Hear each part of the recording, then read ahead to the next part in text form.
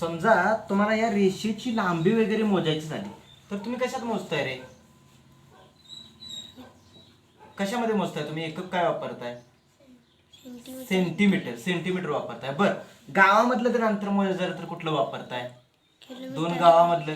किंवा असं म्हणतोय काय, इथून मेतके 2 किलो लांब आहे, हा 2 किलोग्रॅम लांब आहे, तर ते मोजतोय कसला एककात रे? तर मीटर या प्रमाणित एककात मोजतोय आपण. म्हणजे त्याच्यासाठी मीटर, किलोमीटर असे शब्द वापरतोय का नाही? म्हणजेच समजा मला 2 गावामधलं अंतर, 2 बिंदू मधलं अंतर, कशातलं हे अंतर, 2 वस्तूंच्या मधलं ज्यावेळेला अंतर मोजायचं असतं, काय मोजायचं असतं? अंतर. त्यावेळेला मी त्याला अंतर मोजणं म्हणजे लांबी मोजणं म्हणतोय बघा. किंवा या फळ्याची लांबी मोजणं असेल, इथून इथपर्यंतचं अंतर. या फळाची उंची मोजणं असेल, इथून इथपर्यंतचं अंतर. म्हणजेच त्याला आपण लांबी मोजणं म्हणतोय. आणि ते कशामध्ये मोजतोय माहिती आहे? प्रमाणित एकक कुठला आहे रे त्याचं? तर प्रमाणित एकक त्याचा हा मीटर. कोणता आहे? मीटर. हा, मीटर मध्ये आपण ते एकक मोजतो. बरोबर आहे? म्हणजे अंतर मोजायचं असेल तर मीटर वापरतो. मग या मीटर वरूनच इतर सुद्धा तक्ते तयार होतात. लहान असले तर millimetre, centimetre, decimetre, metre, decametre, hectometre, kilometre अशा पद्धतीने आपण ते अंतर मोजतो. अतिशय लहान अंतर मोजायचं असेल तर मिलीमीटर, त्याच्यापेक्षा मोठं सेंटीमीटर, त्याच्यापेक्षा डेसिमीटर, त्याच्यापेक्षा मीटर, असं मोठं मोठं होत जातं. त्याच्यानंतर समजा मला वजन मोजायचं आहे. आता समजा सिद्धीचं वजन मोजायचं आहे, तर ते मी कशामध्ये मोजणार रे? सांग रे तू. तू पट तशी सांगायचं. किलो मध्ये मोजणार. काय तुम्ही लिटर मध्ये मोजताय काय रे? सिद्धी 5 लिटर आहे, 10 लिटर आहे, नाही. बरोबर आहे का नाही? हा, बरोबर आहे का नाही रे? म्हणजेच काय, आपण वजन जर मोजायचं असेल, वजन त्यालाच म्हणतोय वस्तुमान. वजनालाच काय म्हणतोय? वस्तुमान. मग आपण माणसांचं वजन मोजतोय, एखाद्या वस्तूचं, कांदे, बटाटू, आता दारावरती रोज माळवा येते बघा, त्यांचं वजन मोजतोय. साखरेचं दुकानातलं साहित्य असते त्यांचं वजन मोजतोय. तुम्ही शेतातला ऊस कारखान्याला पाठवताय त्याचं वजन मोजतोय. म्हणजे ह्या सगळ्या गोष्टींचं वजन मोजतोय आपण. काय मोजतोय? वजन. आणि त्या वजन मोजण्यालाच वस्तुमान असं म्हणतात. काय म्हणतात? वस्तुमान. बरोबर आहे काय? मग ते मोजतात कशामध्ये बघा, तर छोटी वस्तू असेल तर प्रमाणित एकक ते मोजण्याचं काय आहे? ग्रॅम. कोणता आहे? वस्तुमान म्हणजेच वजन मोजण्याचं प्रमाणित एकक, त्याला ग्रॅम म्हणतात. आणि त्या ग्रॅम पासून बघा, हे प्रमाणित एकक मी मध्ये घेतलेले आहेत या तक्त्यामध्ये. कुठं?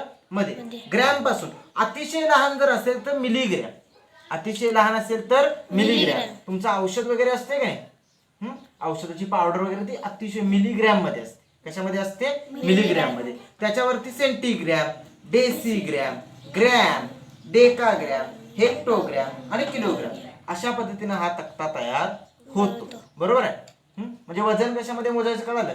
ग्रॅम मध्ये, किलो मध्ये. म्हणजे त्या ग्रॅम आणि किलोच्या एककामध्ये जी एकक आहेत त्यांच्यामध्ये. वस्तुमान म्हणजेच वजन. बरोबर आहे? लांबी मोजायला शिकलो आपण, वस्तुमान मोजायला शिकलो. आता धारकता म्हणजे काय बघूया.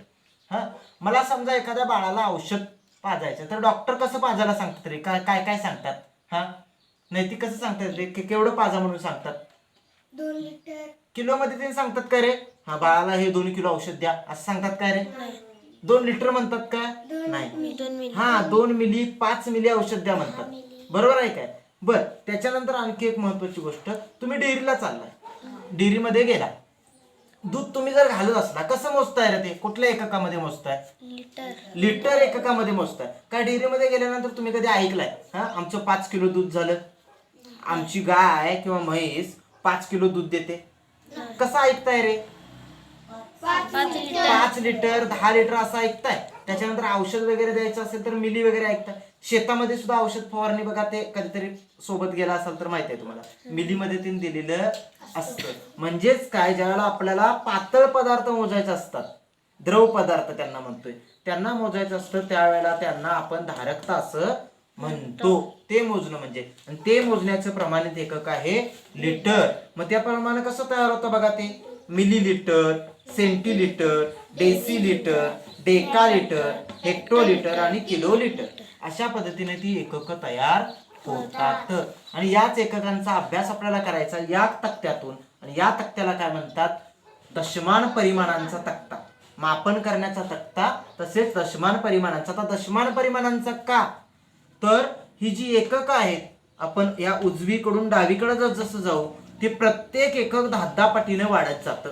दश म्हणजे 10, 10च्या पटीत वाढत जाणारा हा ही एकक आहेत. म्हणजे मिलीपेक्षा 10 पटीने मोठं सेंटी, सेंटीपेक्षा 10 पटीने मोठं डेसी, डेसीपेक्षा 10 पटीने मोठं ही सगळी एकक, किंवा यांच्यापेक्षा हे 10 पटीने मोठं, डेकापेक्षा हेक्टो 10 पटीने मोठं आणि हेक्टोपेक्षा किलो 10 पटीने मोठं, किलोपेक्षा हे डॅशचं घर, त्याच्यानंतर क्विंटल 10 पटीने मोठं आणि क्विंटलपेक्षा टन हे 10 पटीने मोठं.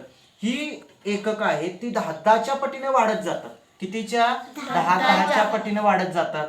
म्हणून त्यांना दशमान परिमाणांचा तक्ता असं म्हटलं जातं. मग तुम्हाला काही गोष्टी येत नाहीत, कुठल्या डायरेक्ट सांगता येत नाही. 10 किलो म्हणजे किती ग्रॅम, 50 किलोमीटर म्हणजे किती मीटर, 5 किलोमीटर म्हणजे किती मीटर, हे डायरेक्ट सांगता येत नाही. त्यासाठी आपल्याला हा तक्ता शिकायचा आहे. आणि या तक्त्यामध्ये कशा किमती घालायच्या मी ते पुढच्या व्हिडिओमध्ये सांगेन. स्टॉप कर.